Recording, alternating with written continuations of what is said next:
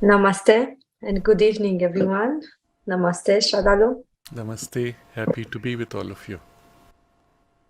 We are happy to continue today our series, and we'll have a new theme which will revolve around the emotions, their organizations, and their management. As usually, you may send your questions during our conversation today, or you may send beforehand an email at integralstudies.in@gmail.com. I will start with one first question from a nickname woman artist. It's quite long, so I will be addressing this question. In Evenings with Sraddhalu 155, you mentioned briefly on examples of physical, in parentheses, coordination of body movements, gymnastics, march past, and the mental individuality, in parentheses, harmonization of conflicting opinions and thoughts. Would appreciate if you could provide some more concrete insight and examples on emotional individuality. And also more practical examples of individuality at different planes and consciousness. Sometimes one is very sensitive to surrounding emotions, influences, and moods. Anger are felt and affects much more than in others. Sometimes can even feel the emotions of people with whom they are connected in a different country, far off physically, as something concrete coming and hitting, or in a dream and feels disturbed. How to protect oneself and keep one's center in spite of surroundings changes. Would a less developed emotional individuality be easily rattled and angered with less emotional regulation? Easily feeling overwhelmed? Less clarity and consciousness in expressing? How would one be harmonizing contradictory emotions and feelings in oneself and in others which are coming and affecting us? Also, how can one help a young child practically with simple examples and talks and what actions to take with handling difficult emotions and contradictory thoughts, where it might difficult vocabulary to talk about individuality?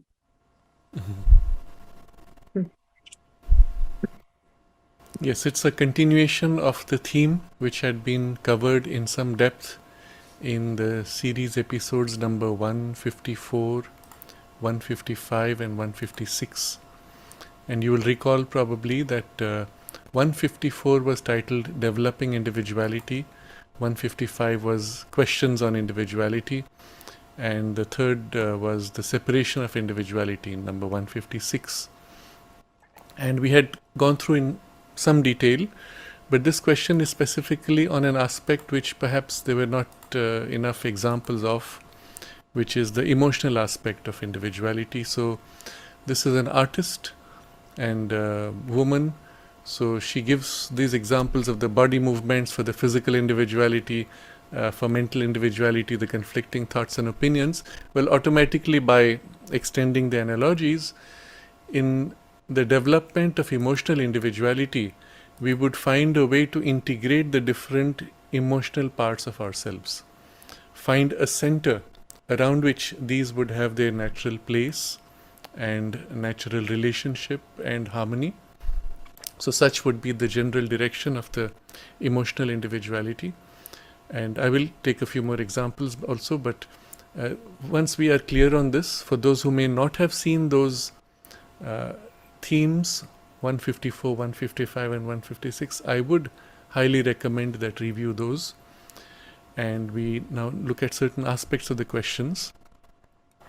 So the artist gives this example of somebody who's very sensitive to surrounding emotions, influences, and moods. Anger, for example, is felt more intensely when someone is angry with you. You might find other people take it quite lightly, but you find yourself overwhelmed. You feel other people's emotions. You feel even as if a material or close connection when somebody is quite far away. And sometimes even the influence can be felt as hitting with certain intensity, whether you're in waking state or in dream state. And so one aspect of her question is how to protect oneself, how to keep the center in spite of these shifts and changes of the emotional environment. And then the next part of the question is, would a less developed person be more rattled more easily or more easily overwhelmed or have less clarity in expressing emotions? So it's important for us to look at the first context of these questions. Obviously, the lady who's writing these questions, she's an artist, so obviously someone of some refinement, some development of emotions, of the aesthetic sense, and so on. As a woman, also generally more sensitive, more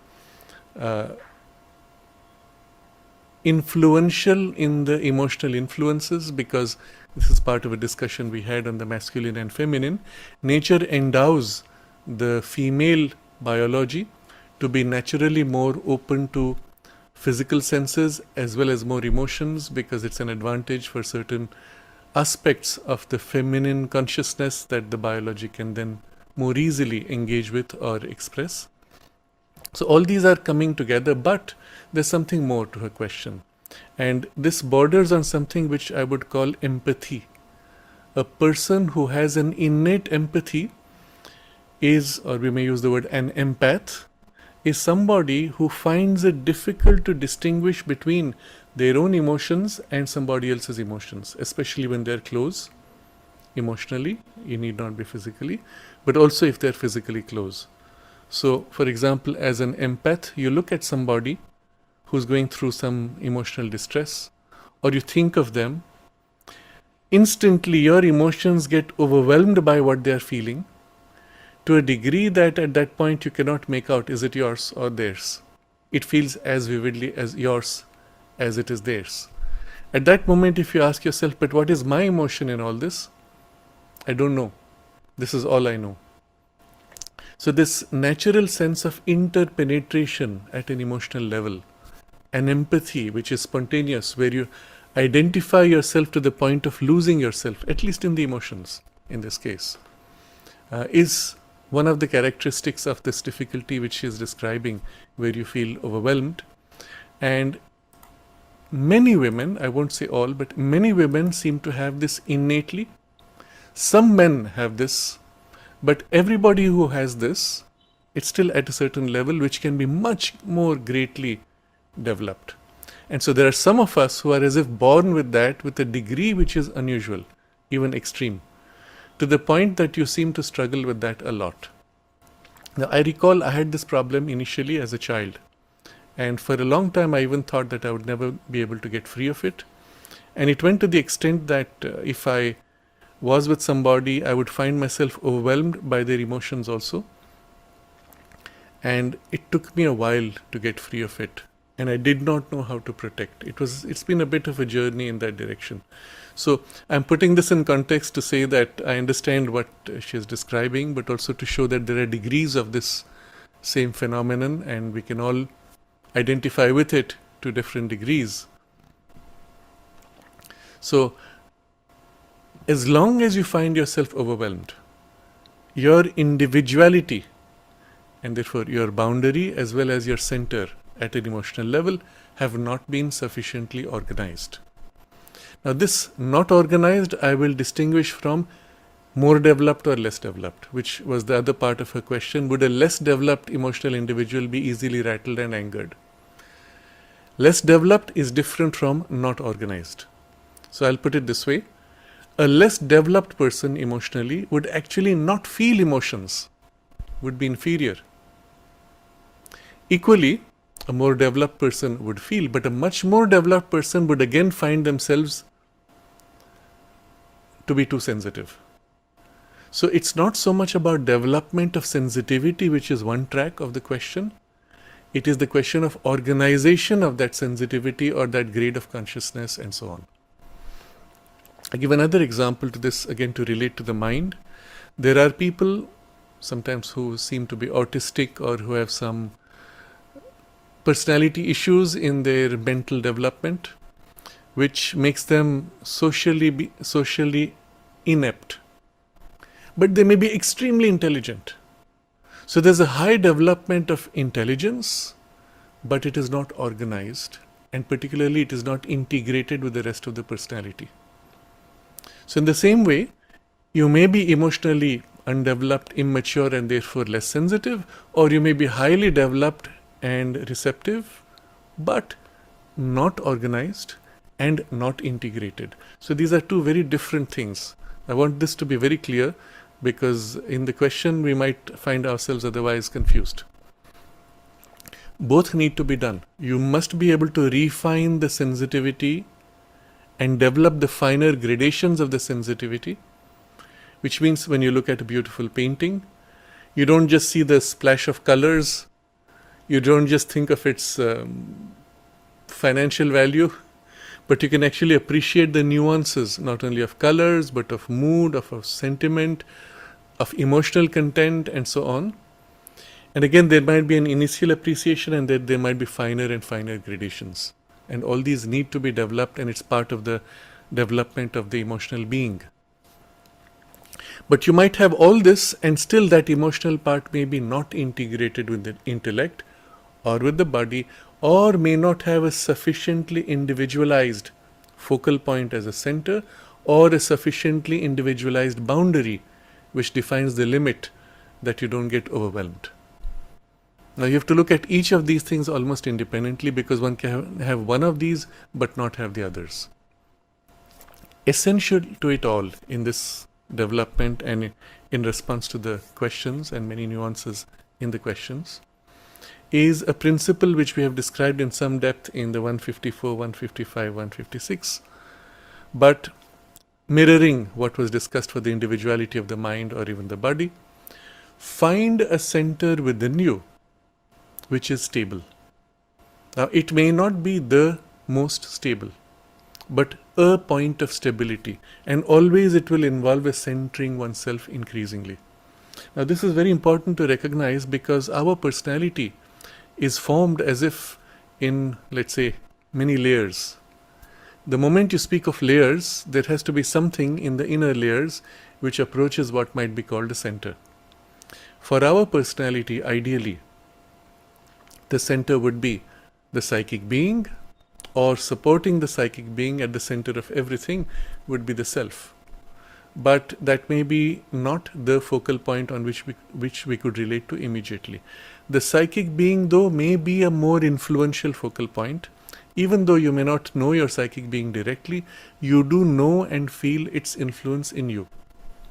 How do you know that? Well, the part in you that aspires for growth, for exceeding your limitations, for the reaching the highest perfection, highest potential, the most beautiful things, the most truthful things, the sense of closeness with the divine presence, the sense of familiarity even with the divine presence. All these naturally emerge from this center, which is the psychic being.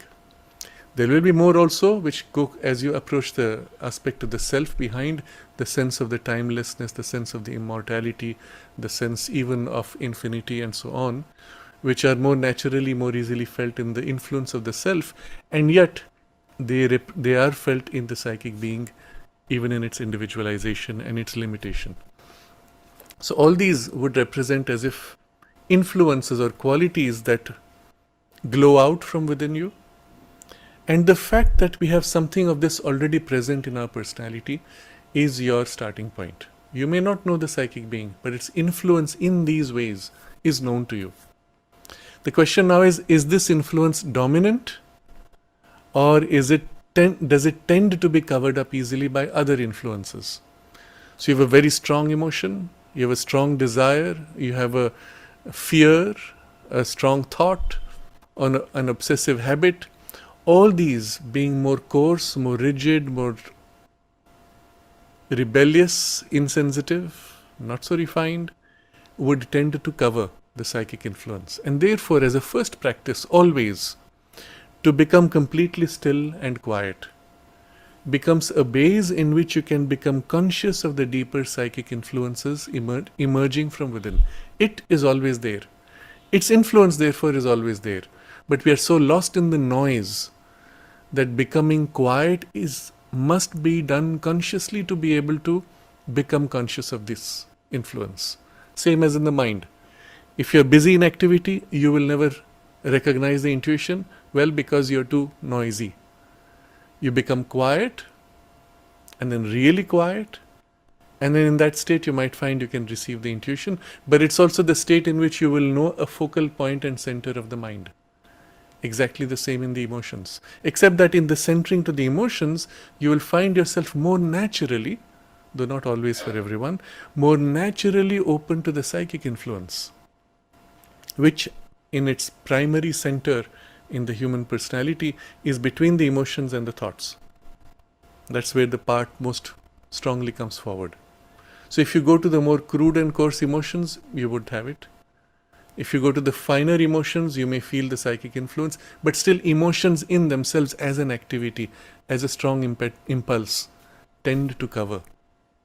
So you have to become very quiet, if possible, completely still in the emotions. And the more you can become quiet in the emotions, doesn't mean you don't have emotions, but you bring to a level of quietness, the more clearly you will distinguish the influence glowing from within. That's your first start. What will happen next? If you wish to pursue this finding of the focal point in the individuality, is then to put this influence as your primary reference for everything else. To assess all other emotions, to assess all other thoughts, decisions, actions, you refer to this. What does it feel when you feel this? It does not feel right. It does not feel aligned. It feels in conflict. Then you choose this rather than that.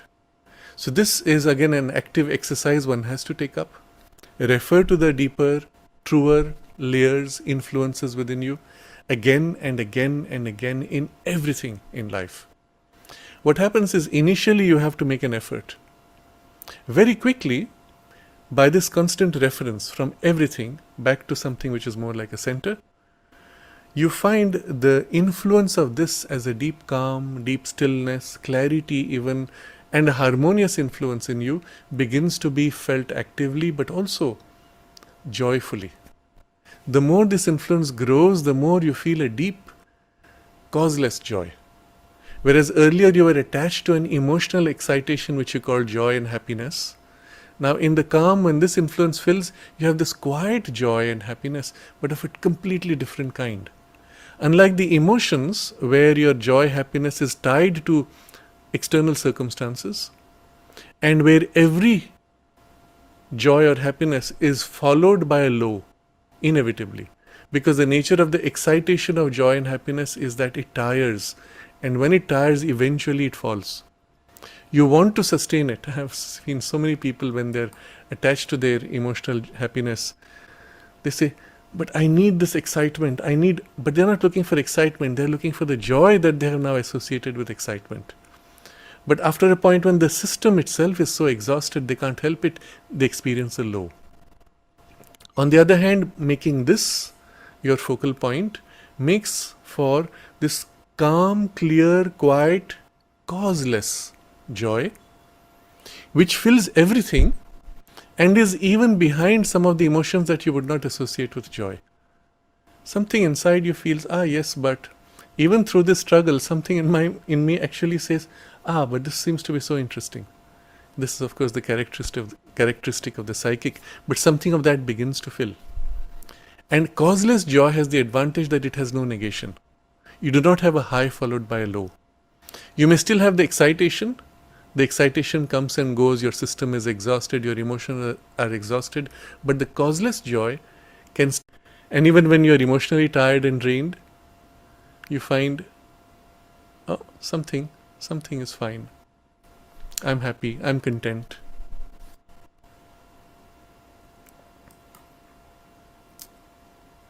I hope that there was no disconnection. Was there a disconnection in between? Okay. So, in this, you have the beginning of the focal point of individuality. Then comes the next question. So, increasingly, this would go towards the center of the psychic more and more. But the next question is now boundaries. How do you protect yourself? You may still find emotions overwhelming you. Then comes a training of the surface nature, which initially you had the hard, rigid, physical influence, which became the boundary that separated you from not you. In the mind, it's not so rigid, but a mind which is highly embedded in the body will still say, my thoughts, not recognizing that the thoughts themselves are not really bound to you. Something similar takes place in the emotions. If you're tightly bound in the gross physical body, you find your emotions to be bound to you, but as in the case of the artist, you are not so bound to the gross physical body, and so a higher grade of influence of emotions is more open, more accessible, and therefore more universally felt, and you are not so rigidly bound. This becomes a problem. So now what you need to do, again, if you have worked on the center first, the constant reference to this would already create a space within you where this influence is strong. And then the ranges more superficial where the influence is not strong. Just this already creates a boundary. A subtle boundary, but still a boundary that is protective. When something comes from outside and enters this range of the influence, you feel it as not you, because it is so contrary to the psychic values. When it does come and it is aligned, well, you do feel an affinity, but still you distinguish between what comes from outside and what emerges from within. Automatically there is this layer which is forming of a yours and what comes from outside, and distinction between what is aligned and what is not aligned. Still, you might get yourself overwhelmed and quite easily by a strong vital influence from outside. When that happens, you will learn now, next, to become conscious of the sense of this boundary. The range within which you feel you and the range outside which you feel not you. Become conscious of this. Sometimes it's a boundary which seems like a physical space up to this distance. Sometimes you will find it shrinks, it widens. So you might call it your aura or your personal space. But what you do see also, somebody else can easily overwhelm by a strong vital. So initially just the fact that you're aware of this boundary gives you an awareness when something comes in. But now that you're aware of the boundary, you will find automatically something instinctively tightens the boundary when you feel uncomfortable. Now all of us have this as an instinct. When we feel we are entering some space which feels uncomfortable, we tend as if to shrink, to close and to bind ourselves. Observe this movement. Initially you only observe, and then later you consciously do it. So you meet somebody, you find the influence is not comfortable. The fact that you're aware, automatically this energetically begins to close. Now the closure is not so much an emotional aspect, it is more a vital aspect of which emotions are a part. So you will, as a result, learn to restrain or hold a boundary of your life force, vitality. Often a weak vital will tend to make you vulnerable emotionally, but it is not so much an emotional vulnerability as a vital vulnerability. So strengthening the vital would be a great help. If you want to do active exercises for strengthening it, you can use basic practices of pranayama, especially the aspect where the breath is held, tends to increase and amplify the life force within you. And you have to feel your way. You may overdo, and you might find yourself feeling overwhelmed because of that, or too much vitality destabilizes you. Find the level that you feel comfortable, and then if you still need to increase it, go very slowly beyond that. Otherwise it tends to destabilize, tends to excite, tends to amplify emotions, anger and other instabilities which are of the vital nature. So find your boundary, hold that, but hold a slightly raised intensity of vitality. The result will be with that you find you are able to hold the boundary more easily. But still, the key will be awareness of the boundary and then the strengthening of it. So I think this is as far as the first the three questions relating to which the artists have asked. So coming to specifics now, a less developed emotional individuality would be more insensitive. A more developed would be sensitive, but might be easily rattled or angered. But less regulation of emotions would be a question of integration and organization. Feeling easily overwhelmed is a question of boundary. Less clarity and conciseness in expressing is a question of integration with the mind. So you see, each of these parts of the questions relate to completely different aspects of the development. So yes, you could say a more developed, if this is, you use the word developed in a general way, a more developed one would have less of these problems, greater sensitivity, but also precision of articulation, conciseness, clarity, greater regulation. But these are different directions of development. And you can't just say someone is more developed without specifying in which aspect. Because very often you'll find somebody, for example here, able to express with clarity and conciseness their emotions, their thoughts, etc., which shows a certain integration between emotion and mind, but they may not have strong boundaries or clear boundaries, might feel themselves easily overwhelmed. They may not have emotional regulation, they may find themselves angered, and so on. So any one of these could be developed, but doesn't mean the other things are developed. These are very distinct facets of the emotional development, integration, individuality, and so on.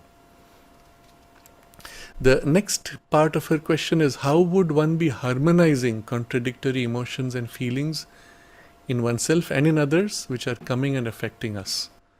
The harmonization in this case is not possible, unlike reason, where you can actually arrange thoughts to harmonize. You can have completely contradictory emotions within your emotions. I was going to say nature, but it can be more than that. You can have them completely contradictory and they can still stay independently. So it's not about harmonizing, you can't force them into harmony. It's about finding a center of harmony in which all these can be held without being torn by them. So as long as you're on the surface layers, you find yourself pulled by one or other. And whichever is dominant as to emotions at that time will tend to overwhelm the other. So I give an example of a person who is in this difficulty, and you're sitting between two people who are arguing out. When X gives me their arguments, and it's not so much logic, it's their emotion, I say, oh yes, of course you're right. But then Y comes up with completely contrary arguments, and again it's not the logic, it's the emotion. I say, oh yes, of course you're right. And then again X says something more, yes, you're right. Oh, Y, yes, you're right, of course. I don't know what to do. Each one who talks to me, I feel right. I've seen this in people. They're not aware that emotionally they're not organized. And they have a reasonable capacity to speak. They are, so to say, educated in the vocabulary of how to express themselves and emotions, but not integrated internally. So I've actually seen this in discussions or debates sometimes to great discredit to them. They will end up making a statement, yes, you're right, and then in the next breath state the very opposite and say this one is right. And when they're confronted, but you just said this is right, now you're saying this is right, how can the two coexist? It's a rational thing and they're not there. They will get flummoxed, they'll say, you don't understand me. And it will go into an emotional reaction and an emotional argument, which never lasts in the domain of argument, which is reasoning. But at the level of emotions, there is a division because there is not a center. So when you have a center, you can have these contradictory emotions, but you will not be them. You will not be overwhelmed by them. You will say, there's a part of me which empathizes with this. There's another part of me which empathizes with this. But unlike with reason, you cannot formulate an integration. For that, you have to rise into the reasoning space where you can now explain how these two apparently contradictory emotions or ideas could be unified. And that's a different exercise. That requires this vertical integration. But holding a center within, you can recognize there are different parts in me which respond differently to these two different or other needs. You can hold them in you, but you realize you are not them, and so you are not overwhelmed by them. You will not say, yes, you are right. You will say, I can feel the sentiment. I can feel the wrong that you recognize or feel in this. And for the other, I can feel the wrong that you feel. I can empathize with this. But I can also feel that there is something which is behind it all, in which both of you are in your limitations. To be able to articulate it will require the vertical integration with thought. Or, this is the thing which can happen sometimes with people where that is not so organized. The psychic influence now, because it has the touch of the intuition also, can as if very simply state an essential, profound truth. And it happens so smoothly that it's not a logical statement, it's obvious, yes, and it becomes quiet. It's interesting how that works. I remember it was some years back, some decades back, it was at that time when I've shared how my teacher was taking me through certain very deep experiences of the psychic influence. I was working in the ashram archives, and there were two people arguing, and quite vehemently, about translation.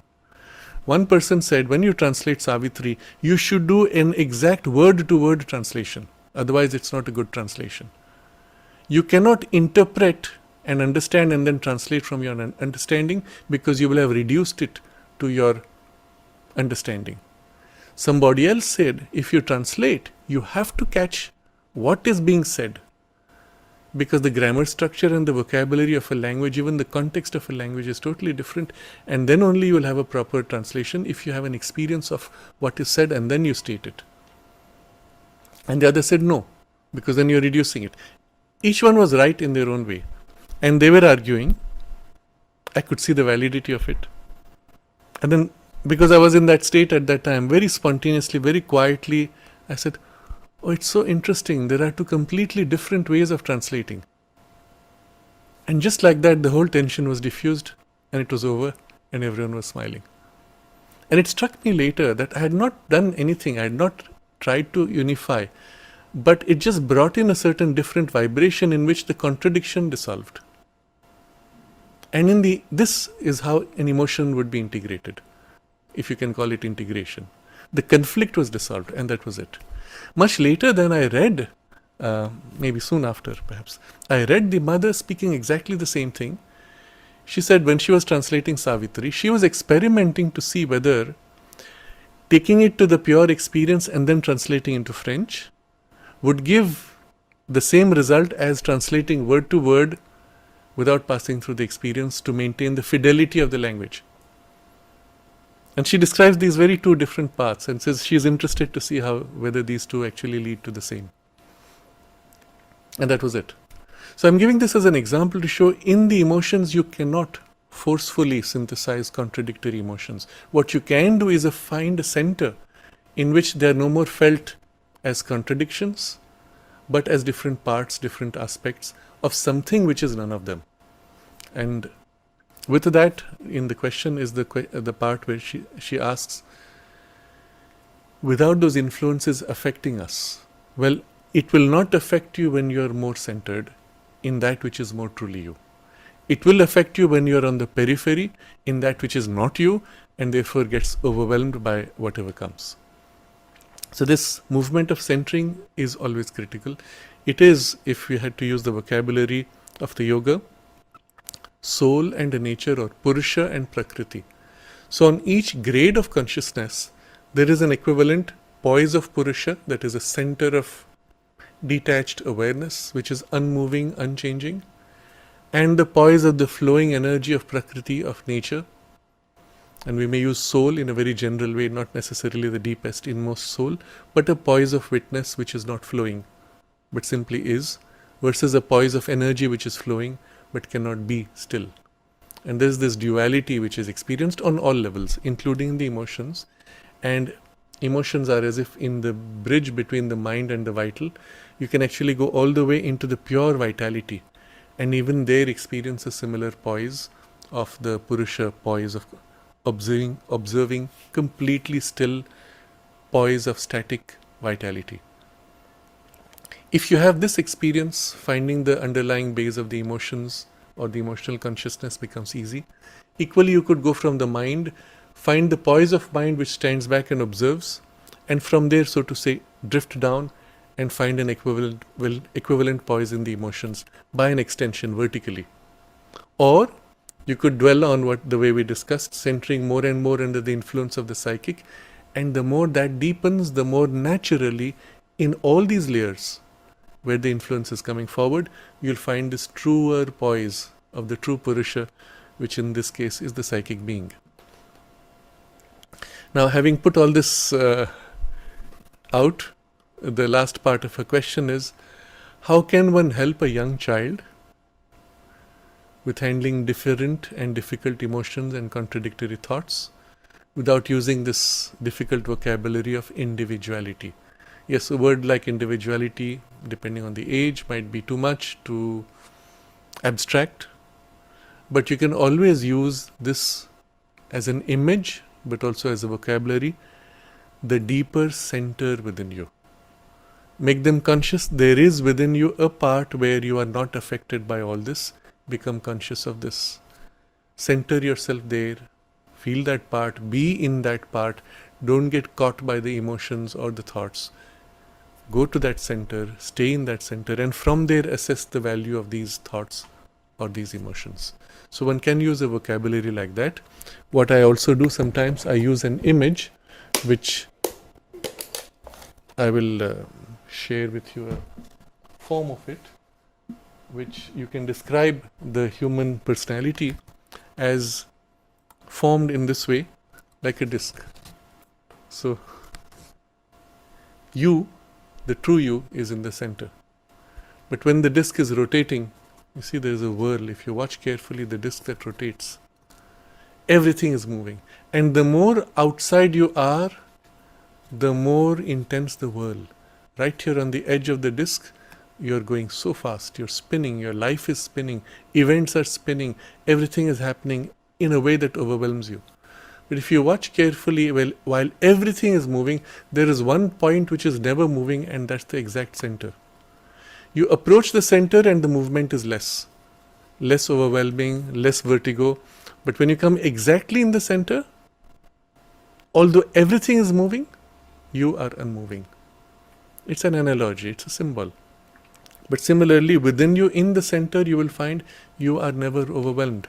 And when you are in the center and live in the center and from the center, the life could whirl with a gigantic whirl, even a gigantic storm, and you would be completely still and unaffected, and you will have the capacity to wield it because you're unmoved. If you're a bit off the edge, a bit off the center, you'll find yourself struggling. If you're completely on the edge, you're completely lost. So the moment you find yourself lost, well, come back to the center, or as close as you can to the center, and you'll find everything becomes manageable, or at least things fall in right relation and you are not overwhelmed. Or even if you feel somewhat overwhelmed, you can make choices. You have a greater freedom to exercise a choice, and so on. So this is one example. I want to touch upon one more example, which somehow it came from a link that someone had sent me, and I then explored something related to the link, and it came to a lady who is a therapist who was sharing her problems. And she gave this example because it all relates to the emotions and integration of emotions. She said, when I first went to somebody else's party in their family home, I realized for the first time the fact that I was toxic in my relationship. And she explained that in the family, they genuinely expressed affection to each other and cared for each other. And she said she never knew that was possible because she had grown up in a family where they expressed affection and caring only when in a setting where guests were coming. The moment the guests were gone, they would all be nasty to each other and be what she calls passive aggressive, that if somebody wanted some help, they would say, I really wish someone could help me, and make some sarcastic comment to tell others that they needed help. And she grew up in that. She had no idea that you can actually be a loving and caring family. And when she saw that in others, she discovered, oh, she was toxic. And she was actually doing that and spoiling all her relationships. And she began to correct herself. But then in one of the videos which was there, I said, okay, let me see what else she shares. Then she describes how, and she uses a very technical sounding word, which is, she says, the mind, an associative mind. That's the phrase she used. I have an associative mind. And then she said there are people who have associative mind, and there are people who are non-associative. And she says those who are associative have this problem. And she describes what exactly? I go to the bathroom and a part of my mind says the towel needs to be cleaned, the soap needs to be purchased, this needs to be washed, this needs to be done, and my mind is jumping all over the place. And just going to the bathroom to wash my hands becomes a huge burden because I'm now trying to do 20 different things at a time. And she gives a few examples of that as she moves around in different parts of the house. Everything is a huge burden because it is so complicated. Now you'll see examples of this shown in cinema more popularly now, where someone comes totally scattered, jumping all over the place, extremely irritated, nervous. And she explains this away as a type of mind. And for those who are her patients, I pity them because she will be teaching them this junk and actually telling them this is their nature, or this is their problem, or this is how they are, and so on. And those who don't have a problem, it's a different type. No, it's not. It is a lack of development. It is a loss of integration. And very likely she had a strong exposure to certain kinds of drugs in childhood or in late teenage, which leads to this kind of fragmentation of the emotions and the mind, loss of the individuality, loss of the boundary, loss of center, etc. This is one of the reasons why, and we have discussed this before on a few occasions, be very careful with these things. Always say no. There is no such thing as try once. And you must tell this to children. This is what it does. It breaks your boundaries. It takes you off center.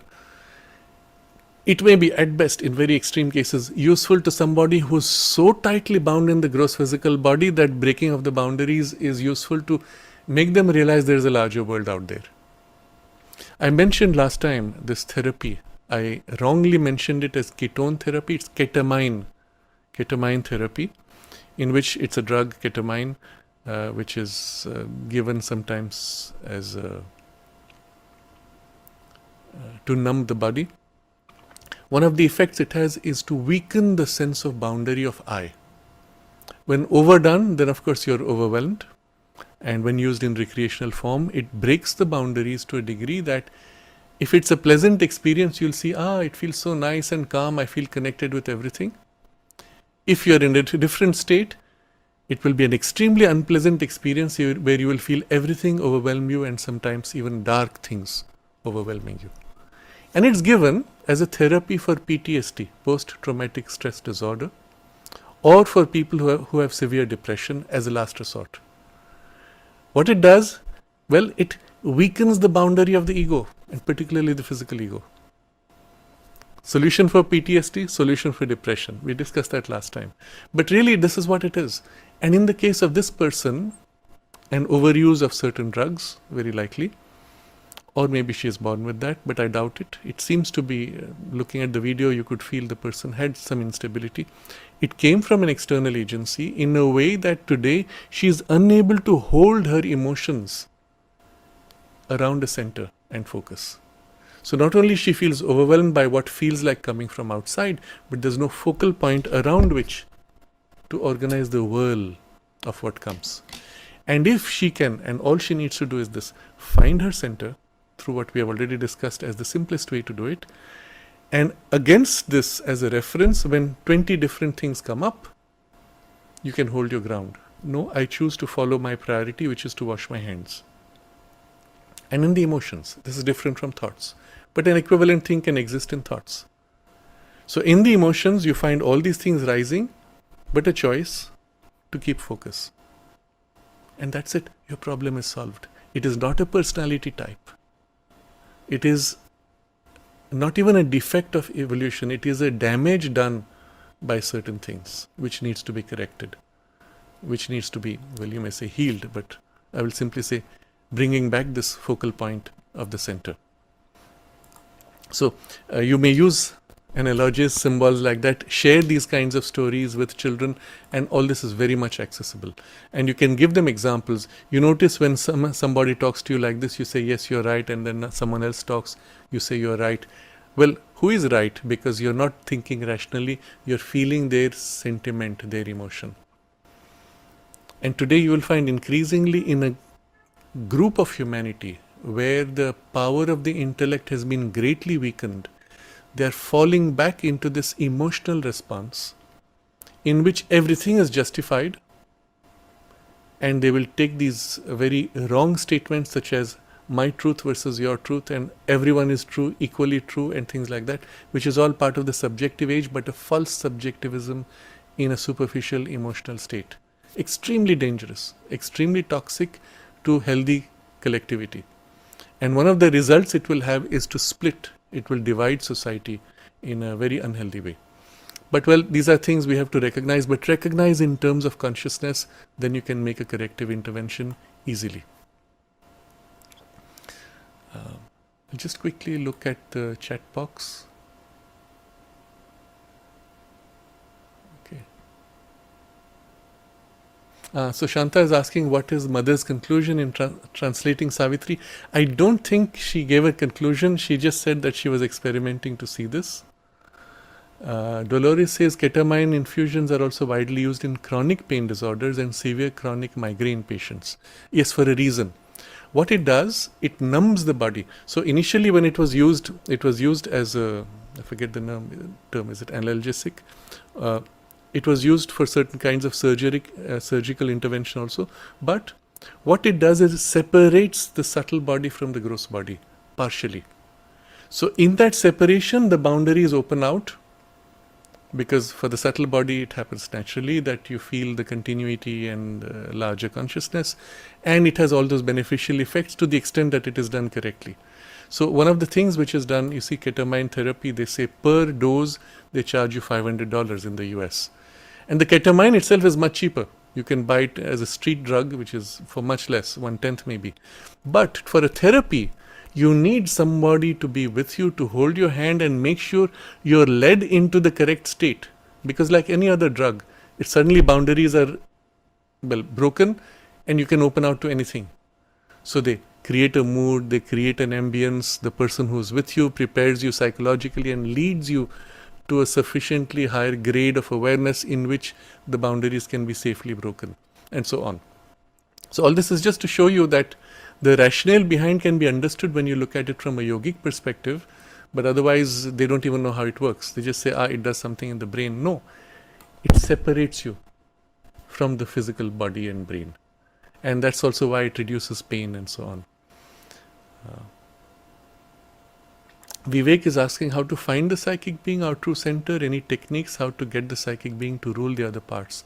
Well, what I've described already as the process would be the easiest starting point, which is to recognize the influence and then put everything in relation to it. Automatically, therefore, the influence on those other parts and tendencies grows. And then automatically, there is the, let's say, rule, as you say, the phrase rule the other parts, but it's not enough. You must then go deeper.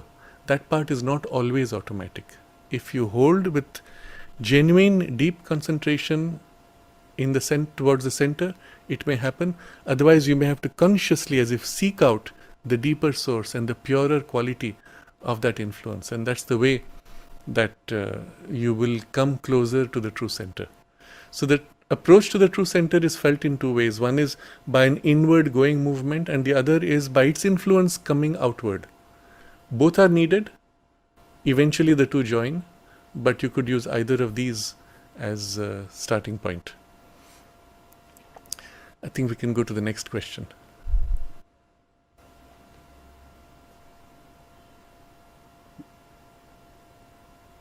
I will address all the questions of Ashvini. Yes. All three questions? Yes. Okay.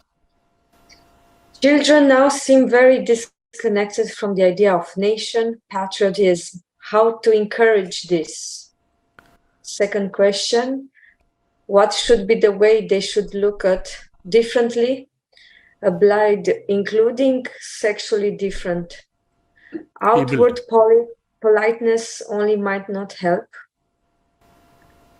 A third question, my daughter recently caught this question from the book Story of a Soul from Huta on the mother's marriage and separation. What's the right way of explaining this to her who is 12 years old? So you will wonder why these questions are put here, because they all involve emotional integration as well as the individualization. And you'll see how shortly. So with the first question, which is about patriotism and the idea of nation, how is that related to this? It's very interesting. Sri Aurobindo explains this in one of his aphorisms from the little book Thoughts and Aphorisms, where he writes, nationality is a stride of the progressive God passing beyond the stage of the family. Therefore, the attachment to clan and tribe must weaken or perish before a nation can be born. The next aphorism, family, nationality, humanity are Vishnu's three strides from an isolated to a collective unity. So, isolated unity to collective unity. The first has been fulfilled, that is family. We yet strive for the perfection of the second, which is nationality. Towards the third, we are reaching out our hands, and the pioneer work is already attempted. This is our humanity. So I put nationality as part of this finding of a collective unity, and this is very closely aligned to the sense of individuality. And so that question I consider very important about patriotism. It's not just about feeling your country is important, and it's not just a question of national ego. Oh, we are so great, my country did that, your country didn't do that. No, it's not about that. The sense of patriotism is a sense of identity. And in the three steps, it goes from family patriotism, if you had to use that phrase, the sense of family identity, to the patriotism, which is the national identity, to the humanity identity. Now, the perfection of the third will actually be forced upon us in a radical way when we meet formally extraterrestrial beings. When that knowledge and contact with beings from other planets and even other worlds, sometimes even subtle worlds, will become part of the public knowledge. And that's when the sense of we as a humanity versus them as a, well, whatever, Martian or Venusian or Pleiadian or Arcturian or whatever term might be at that point. That's when the distinction and all the problems of integration will come. But right now, it's more about not having wars. So it's still at a very coarse level in which the sense of humanity is forming. But the sense of nationality is extremely important. And we have seen examples of now how nationality can be national ego instead of nation soul, and what happened in the, let's say, what are called the first great war, the first two great wars, primarily led at that point by Germany and the Axis powers and so on. But if you looked at the other side, they were not more just. They were as crude, sometimes even more vicious in the way they fought. They were national egos fighting. But Sri Aurobindo took a side because one side represented a possibility of a greater freedom, the other side represented a complete subjugation of humanity and a loss of freedom. That's when he took sides. But other than that, they're not too different. If you look, for example, what was done, and these are some of the very disturbing aspects which the winner never tells you. In any battle, the winner writes the story. When the Allied powers actually wanted to crush Germany, they took a shortcut by using what later were used in Vietnam as napalm bombs. They would spray this liquid from the aircraft and ignite it. And they did that not just to military structures, they did it to civilian structures. And there was a point where entire cities in Germany were burning. People came out of the houses, there was nowhere to go except the open space, and then the aircraft came and bombed them with the burning fluid. And this is a level of inhumanity that they criticize Germany for in the written textbooks because they wrote the history, but they don't tell you that this is what they did equally. And there was actually no difference in the barbarity of the two sides. The difference was only what they stood for. And this is why it was important to take a side. This is just to put in context how dangerous the whole sense of patriotism could be if it became national ego. And the only way the patriotism can be true is when it becomes nation soul. And our place in the world as participants from this collective soul, so to say, this culture, this civilization, this nationality, and its sharing and participation in the world with the best that it can give, while it learns from the best that others can give. And so this would become the basis for a soul relationship between individuals and equally in this case between nations. In the way India has largely done its politics, it was preachy under Nehru, it was pretentious, and in Harvard University they would teach with Nehru's example of how not to run your nation or how not to act in the international arena. What we do find in the last 4 years particularly, India has been playing a role which has been very different. While it has protected self-interest, it has actually taken a stance that has prevented exaggeration of wars. And this is a friend of mine, a doctor friend, who said this to me, and when he said it, it struck me as something so true. He said in the question of the Ukraine war, the fact that India did not side with any side actually prevented a third world war. And this is so true. There was pressure on India from both sides. And you see, in both sides, you can see they have formed their own groups, their own camps. Each demanded India take side with them. India said, no, we will take our own side, and we are not for any kind of war that involves any kind of war, but anything which involves the killing and death of human beings. You may have disputes, you may have discussions, but this is not acceptable. So this was a very mature position in which they engaged with both sides for the good, for itself, but also for them, but in a way that by not taking sides with what was obviously something wrong, they prevented the escalation of the war itself, and as a bulwark, because India today is such a powerful influence in world affairs, as a bulwark against the exaggeration of that conflict. And so it stayed as a local conflict.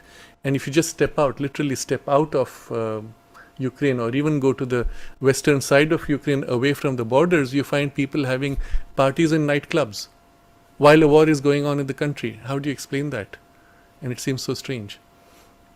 But all this was because India took a stance which represented more truly the soul of India and its place in the Committee of Nations, the phrase Sri Aurobindo uses. But this is just to put in context why this is so important. So the patriotism should not be a mere, I'm so superior, I'm so great in whatever way it is, or I'm not good in whatever way it is not. It's about finding yourself in a grade of identity which is a wider, larger identity of which you're a part.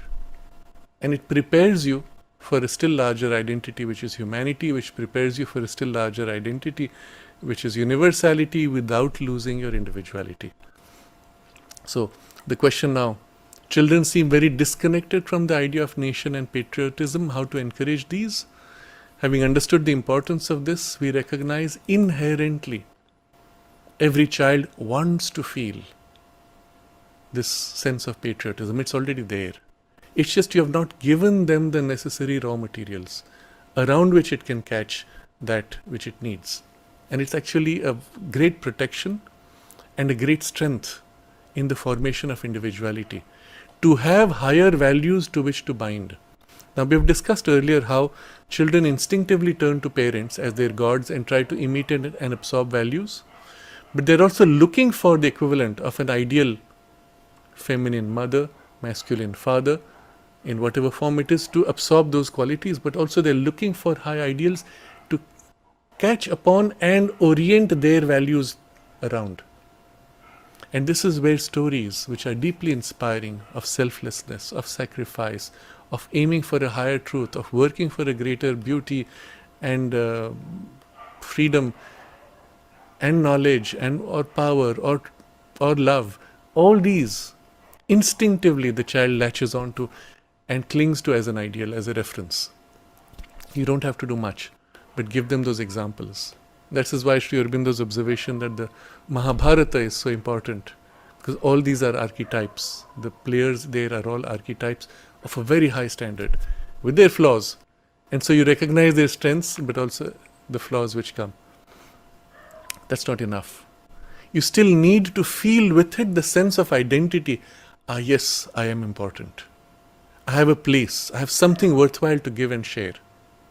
Now, as an individual, I have nothing because I'm growing as a child. And this is where the family or the nation, humanity is still too abstract, becomes the reference point. I am this.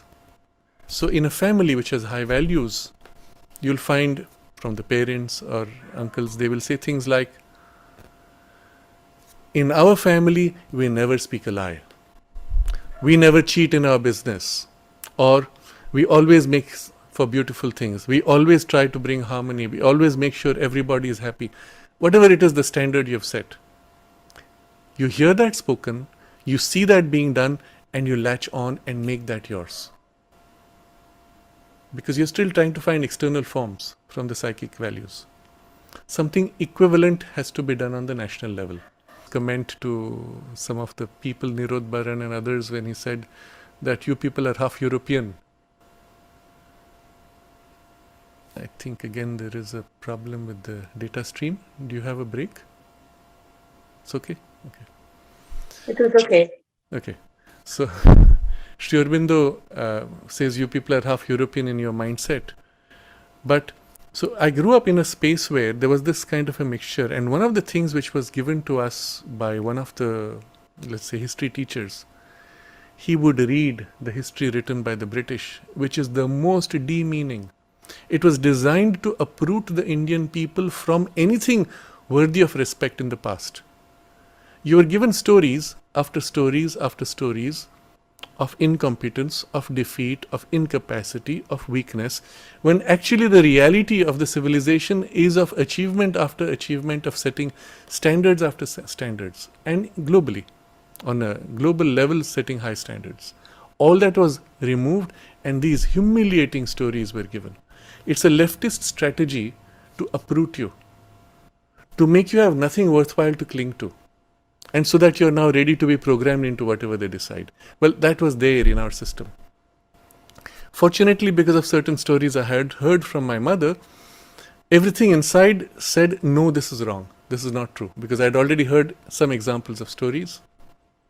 I knew that there was a completely different side to it, and for whatever reason, it was not coming in our stories in the school. There was another teacher who would also tell stories of greatness, of heroism, of sacrifice. We had the Mahabharata, which was like a counter. But what the British did as a mischief was to say Mahabharata is not history, it is mythology. So as a result, they tried to throw it out. But the Indian mind adapted to it by giving mythology the meaning of the word mythology as something historical of a distant time. That's it. Mythology is not fake for us. It is truth of a distant time. So because you know that it is true, it's not a falsehood, it's not a made-up story. So there was these two realities I was struggling with. And then I found certain books which, you had no internet at the time, for the first time gave the true story of what happened and how we went from this to that. And reading that, it was such a huge relief. And for the first time now I could open myself to the history, but now rejecting this, what was propaganda, and go to understanding why, how, and going deeper. And with it, what happened? A deep sense of confidence grew. Where earlier there was nothing to latch on to. Yes, now this, yes, these are standards, these are values, these are achievements. This has been done, so it can be done again. It brought all that formation of an individuality, an assurance of capacity for the future, a solid foundation of ground, of past, on which to stand. With respect, but with strength, with idealism, with hope and capacity. Although I have never done it, it's been done by so many. And I'm part of this value system, this culture, this civilization. Of course it has to be done. It can be done. Nothing can prevent it. And statements of Sri Aurobindo about India's role in the future and things like that, all these now had a foundation. Otherwise, those statements were hanging in the air. On what basis? Well, here's the basis. There's a track record. It changed completely. Now, what I'm pointing out is the inherent need of the patriotism is already there in the child. You have to ensure you give them the right things in the right way. You see again in the United States, and it's fascinating for me to watch this, it's happened just in a span of about 10 years, where earlier there was respect for the flag, there was respect for the sacrifices, for the ideals by what are referred to as the founders of the nation, how they fought for freedom and the values that they worked for. There has been, first of all, in the education system, a complete removal of all that, followed by the very contrary. Each one of those who has actually set a high standard is now turned into a demonized, let's say. And then suddenly you have nothing left to appreciate, to identify with, no values, no standards. And then you are ripe for conversion. Now you can be told you are a victim. You have never had anything good because all those people did this to you. You could never be good enough. But then you don't have a base. You're actually convinced that you are never going to be good enough. But this condition of fall, they are responsible, and you're then taught to hate, attack, criticize unendingly. But there's nothing real you're standing on. Yes, you can criticize. You can say that, yes, they brought you to this level of poverty, but what were you? You need that as your base. If that is not there, you have nothing real on which to stand. And if you have that, then you can recognize, oh yes, these were historical events, but I don't need to hate. I don't need to ask reparations today for something which happened then by a value system which everybody shared at a time of a certain stage of human development. You or the descendants of that person or that group or that community are not responsible for my condition. We can be friends here today. There's a basis for a harmony to ensure such a thing never happens to our children. So the whole basis shifts when correctly done, but when wrongly done and intentionally done wrongly, it is the basis for a division of humanity and to get humanity fighting and quarreling unendingly. And it actually is demoralizing. And this is done strategically, deliberately, and it's part of the leftist playbook of programming with children. So if you or your school does not provide this, you have to provide it. You have to go bypass the system and give them the stories. Like I said, for me, that was the protection because of stories I had heard from my mother. And there was another lady called Manoramadi. Every evening we would sit with her and she would tell stories from the Mahabharata or Ramayana or others. And there were a couple of others who did that, but they were always below the radar of the system. The system was bound in what was the British education, and so it had all those distortions. Something similar today. So I'm pointing out how to do it. You don't encourage it artificially. You nourish it, this instinct of patriotism. You nourish it by setting high standards and values by your ancestors, including those today who set high standards of values. Today is a very mixed propaganda world, so it's easier to go back to an earlier time when the archetypal forms and individuals are more easily seen. They stand towering and define literally the direction of a whole social evolution or awakening. So the second question is now extending this. How do you look at someone who is less capable or even different from you, and mere outward politeness does not help? Well, here's the reference point for yourself also. When you feel you're less than someone or you feel you're more than someone, either way, you explain to the children, we all start from where we are. Sometimes we have certain advantages, sometimes we have disadvantages. Those advantages or disadvantages can be psychological, they can be emotional, that can be physical. It does not matter where we start, it matters how we grow, to which direction we grow, how much we grow. That's all that matters. So if you see somebody who's physically disabled, can, for whatever reason, not walk properly, let's say, and now this person is performing in races and has actually found a way to go on a bicycle which is specially made or whatever it is, or can limp and run a race fast, the effort the person has put is far greater than the effort you have made to run the same distance.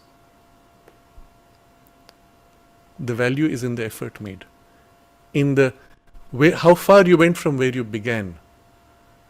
You were already ahead, let's say, in the physical capacity. You barely took 2 steps.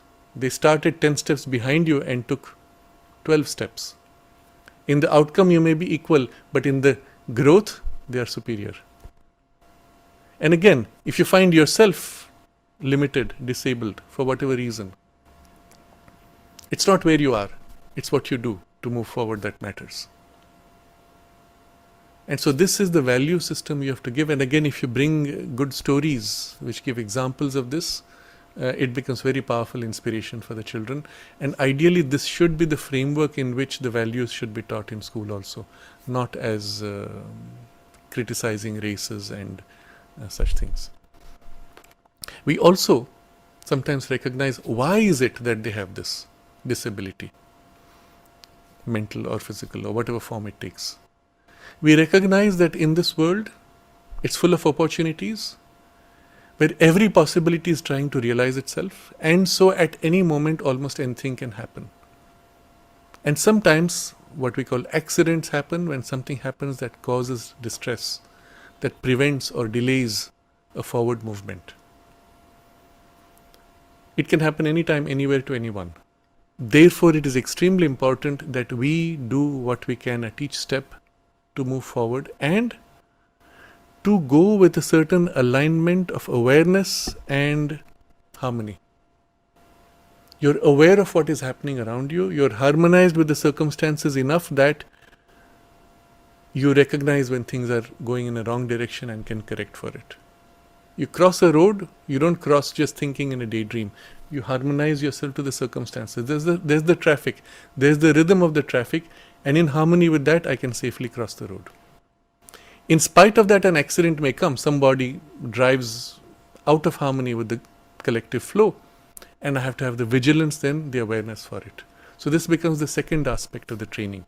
That in life, all kinds of opportunities, including negative opportunities, are trying to find their way.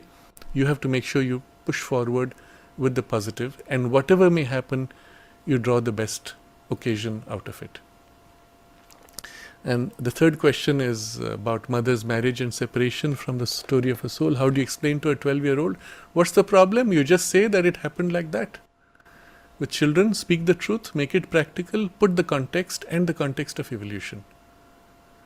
You say that this was the situation in which she got married, this is what happened subsequently, and this is how it went subsequently. That's it. So just to be clear, in the first marriage that the mother had, it was with an artist, and she explains how it was an attempt to find the highest possible purity of the human love, and to the extent it was possible, that was sought, that was attempted. And beyond a point, he had his own interests and he had a different set of values which did not align with her. And so she let him follow his life. She didn't force him to pursue the values that she had. She said, okay, you're free to go. And there was a separation. The second was a very different case. That was a marriage where it was somebody who was an incarnation or an emanation of an Asuric being. And there was a technicality for the person in his marriage when he had just divorced, that if he did not marry someone, he could not have custody of his children. So he needed someone to marry him and asked the mother, not out of any other interest, but for his benefit. And mother accepted, not because of any other interest than the fact that she thought it was an occasion for her to change him from his Asuric allegiance to a different value. And it was again an experiment in which she suffered a lot, but it went as far as it could, and beyond that, she had to let it go. So explain it in this way. And you explain that sometimes you have different values, and that's why it's so important that you don't rush into a marriage, you don't rush into a long-term commitment of partnership or even a business partnership without first matching values. And so there are lessons one can draw by putting it into an evolutionary context. Now, I'm going to step back from these questions and show you how it relates to the overall theme of the development of the emotional individuality. Each of these things has to do with development of the emotions, relating the emotions, as well as the formation of the individuality. I'll briefly step back to the chat box where there's a question from Mahalakshmi. She says, my sister-in-law's 40 years, though born normal kids, their mental development has stopped at the age 13. Diagnosed at schizophrenia, regression since then. What might be the cause? Again here, very simply, there is something which has happened. Now at this point, whatever the cause, what do you do about it? That's what you focus on. In this case, if there is a possibility to heal from the cause, yes, you do that. If not, what can you do for further growth? For the child as well as for the family members. And that's the best way to look at it. But I don't know, because schizophrenia in current psychiatry is used in a very general way. Sometimes when the child seems to be behaving in unusual ways, also they will say schizophrenia. But the primary form in which what we would call schizophrenia from a yogic point of view is one where there is actually an intrusion of an external entity being into the person. So it is a degree of partial possession, partial or full possession, but in this case more likely a partial possession, where you have certain symptoms of an attempted possession or a partial influence through the possession, and these can be corrected by other means. So for me, the diagnosis of schizophrenia doesn't say much, because it could also be used as a term in a very general way.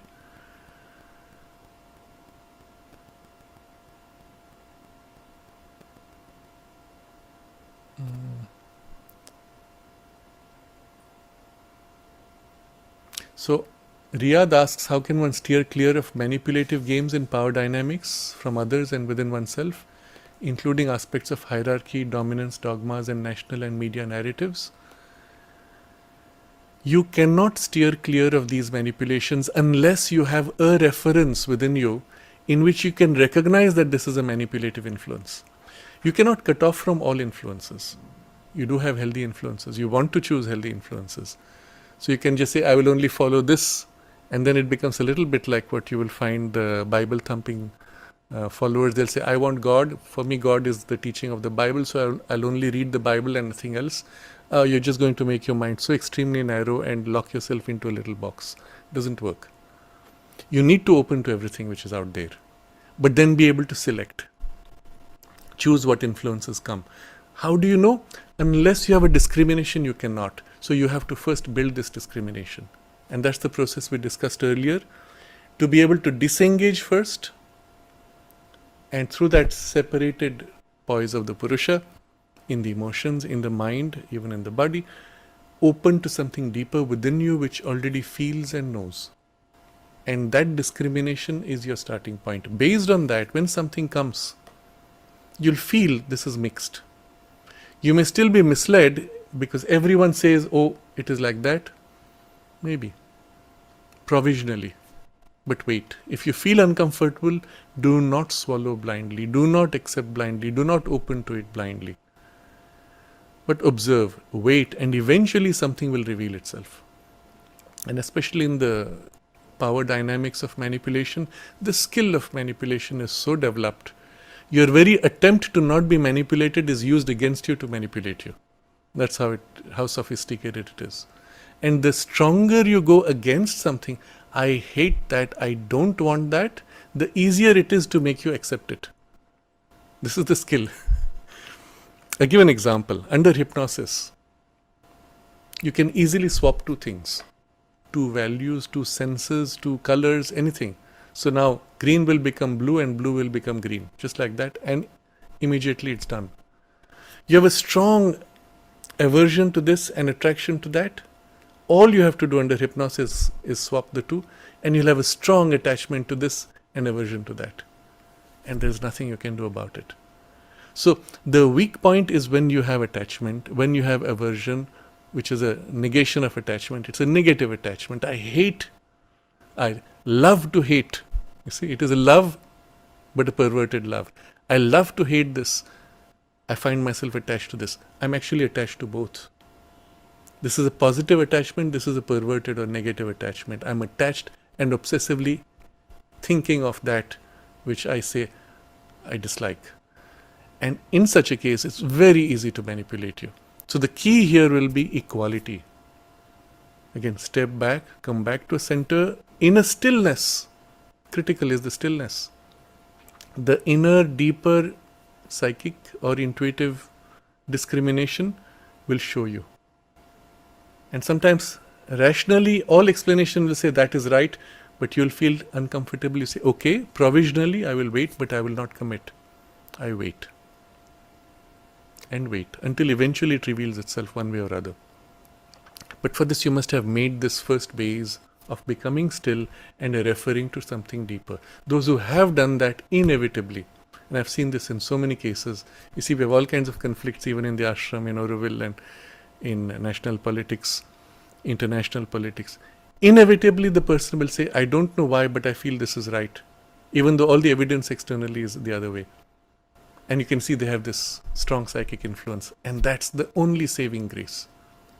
But you have to cultivate this. You have to build and deepen this foundation. Otherwise, you will never be able to get free of these dominations and narratives and manipulations, because you won't have the discrimination. And if you lack discrimination, as I said, it's so easy to just swap and get you completely in the wrong. So that's why this base is so important.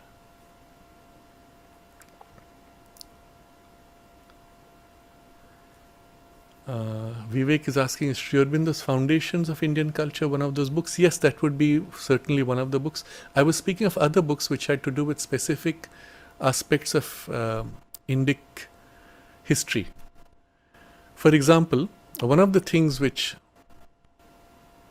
I hesitate to say this in public because one gets so quickly labeled. One of the things which you will find is you're taught in Indian textbooks to this day that almost everything which was of value in culture, art, music, architecture came from outside. This is completely false. You're told that the invaders coming from the desert created this beautiful music and dance. No, they did not. They had none. They still have none. So how did it come? And you go back, there's a textbook of music and dance and theatre going back 2000 years, 2500 years. And you realize, no, this was indigenous. When the invaders came, they took over and, well, modified, adapted, and during that period, certain forms might have maybe specialized. But it had nothing to do with them. And we find this in the British records, how they deliberately perverted the history and with what intention, and even the elements of the perversion in this way, to make you believe that everything good you have is from outside, and therefore you must be good slaves to outside influence, which in this case was the British colonial rule. So there were books like this which were not taught to us in our history classes. But looking at that, I said, yes, of course, now this makes sense. Now I understand why it became in this way. So I was speaking more of these books. Yes, Sri Aurobindo's Foundations of Indian Culture then goes much deeper. It then goes to the root principles, root causes, and makes you understand what were the driving motives which made the civilization great or gave it these specific characteristics, and in what way it relates to other cultures and civilizations and their greatness.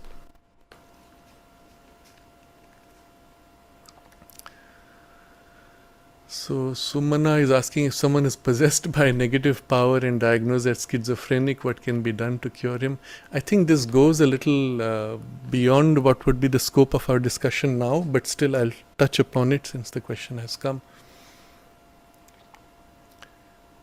Depending on the degree of the influence, one would have to intervene in various ways. Ideally, there has to be somebody with an occult knowledge who can then free them. And this can be done quite effectively by those who have that knowledge.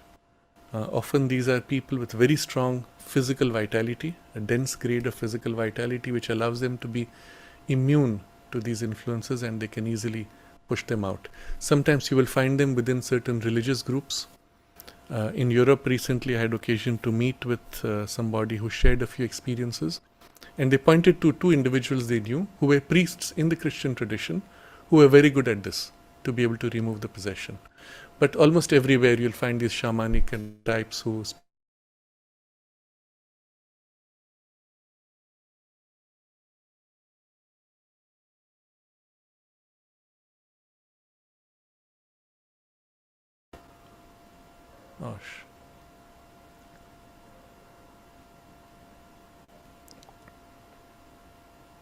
Okay, there was another disconnection of the internet. Alina, can you confirm? Yes, but also for me, I had a disconnection, No, it so was I don't know my what to say. disconnection. Can you say what was the last you heard? But I disconnected as well in the same time, so Okay, something is interesting. wrong, I think. Okay. Yeah, yes. So I will repeat the last part. I said it depends on the kind of influence or the possession. If it is a very strong case where there is a possession, then you need an occult intervention to evict the possessing entity. And for that you need specialized knowledge, and often you'll find these in religious traditions. Almost every one of them has something of this. I recently came across a case in Europe where they mentioned two priests who specialize in this, and they were highly recommended for this kind of intervention. But in most cases, it is not a full possession. It is at best an influence. And an influence can be easily corrected by the person refusing the influence. I give an example. As children, inevitably, all of us would have suddenly some strange idea that comes. Let me do this. Let me poke that person. Let me harm that person. An impulsive character. Basic training should be any impulse that comes, hold back, wait, and assess. Is this what I want to do? Is it what I want to do? No. It came in as an impulse. I didn't choose. It came as an impulse. I refuse it. It's basic training. So depending on age, you would handle it differently. But if you have done this, then you can easily get rid of all these. If you began to indulge, each time I feel this nudge, I indulge, I'm giving myself to the impulsiveness. The impulsiveness now grows, and more I say, I can't help it. I'm pulled into the impulse. So Tourette syndrome, for example, what is called, where somebody suddenly has jerks in the body or speak words. There's a part which enjoys that. And in the part which enjoys, there is an acceptance of an influence which throws it out. There's a point where an initial influence might have suggested it, and then that influence might have gone, and now a habit bundle remains. So you might say this as a habit pattern can continue without even an external agency. Or an external agency continues maybe, but then it will tend to grow. And all this is really to recognize you, an impulse, you make a separation and you refuse. Every time a suggestion comes, a thought comes, an impulse, you say no, that's not me, I'm not interested, and focus on what you want to do. If you do this basic practice, then any such negative influence can be easily refused. And if you feel the influence still coming in and nudging as a suggestion, you at some point have to seal off the part where you feel the suggestion. And eventually you get completely free of it. It comes from holes in the aura, but the hole itself came because you opened. Otherwise, automatically things tend to seal. So you have to refuse. Mother comments on this many times. She removed these influences and the person called it back because they felt empty. They felt their life boring. So here was so much drama, and they call back that thing and start the drama once again. So you have to be very clear. So whenever I have seen cases of such kind, the first question I ask is, do they want to be free of it? And if that's not the case, there's not much you can do other than by occult interventions. But if they want, one can easily get free, and get free in permanence. So I think broadly we have covered quite a bit of this today, mostly with the two questions from the woman artist, and from Ashwini. Perhaps we can close with this. The importance of finding your center and then being able to form a relevant boundary in which you can choose or refuse. This is essential. It is the normal part of the growing process for these two things to form in a healthy way. Where it has not happened or where there has been some damage of some kind, you can, irrespective of your age, correct for it by these methods. First, bring complete stillness and calm. Center yourself in the stillness and calm, and then turn to become conscious of the influence from deeper within, from the psychic. You may not know the psychic directly, but you know its influence always in that state. So, first calming, second becoming aware of the influence, and then third, referring everything to that influence again and again and again, more persistently than things which would pull you out. Again, irrespective of age. Automatically, the influence from within now will begin to grow out to everything that it touches, everything that you put into its reference. Things that you don't put in its reference, well, it may creep in, but it will take longer. But when you put this, I just did this, does it feel right? I feel like doing that, does it feel right? I want this, I don't want that. I'm under pressure from them to do this, does it feel right? But always first stilling, calming, deepening, and then referring. Always to the deeper, as deep as you can at that moment available. Again and again and again. And automatically everything now begins to form as a boundary around a center of reference. And automatically the sense of a boundary forms. With it the sensitivity of things which are contrary to the values, and with it the capacity then to refuse, and all the rest will follow. The ability to form a clear, distinct boundary and a capacity to refuse will become stronger with the growing sense of distinction of this versus not this. But it should be around the psychic as the center, the psychic influence as your center. Eventually, as this becomes strong enough, clear enough in your mind, in your emotions, even in your body tissue, you will instinctively shrink from the mixture. Instinctively recognize this is mixed because it's now so much a part of you. And then when with this base you open and receive a higher intuition, light, peace, knowledge, force, you have a ready base which can contain without distortion. So what comes from above will be able to be held in purity and then be expressed in purity. If you have not made this base, something may still come, but by the time it articulates, it gets warped or limited or distorted in some way. If you have built this purity, when the warping tends to happen, you will feel it inside you. You say, no, I don't want that. And you will allow it to flow in its purity. So this as the base is so critical. That's why Sri Aurobindo gives enormous importance to the base of the psychic influence within us. But you don't have to wait for that to be fully formed. There was a question earlier from somebody about whether the psychic influence can go independently or parallelly with the mind's development. Yes, absolutely, it should. So, do work on this, but at the same time work on stilling the mind, the same process. Stilling the mind and then opening in that stillness to the higher influence. And wait. Wait for the influence. The more you seek out, the more you make effort to catch, the more you tend to distort. You wait in stillness for the knowledge, for the insight to come. And so a similar movement in two different directions, to some extent in different parts, but still, and a similar result, but the two integrate and one makes the base for the other to become more complete. And such would be the framework also of the practice in the integral yoga. We can take a moment to concentrate on this, and if you like, make a decision to put this into practice, if possible every day, if you can every evening.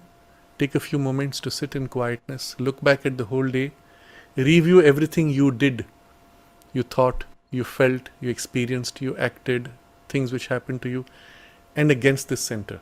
So put yourself in this stillness, center with the aspiration, review, and when something feels uncomfortable, wrong, mixed, be conscious, be vigilant, make the correction, and then offering the whole thing, center yourself within and go into sleep.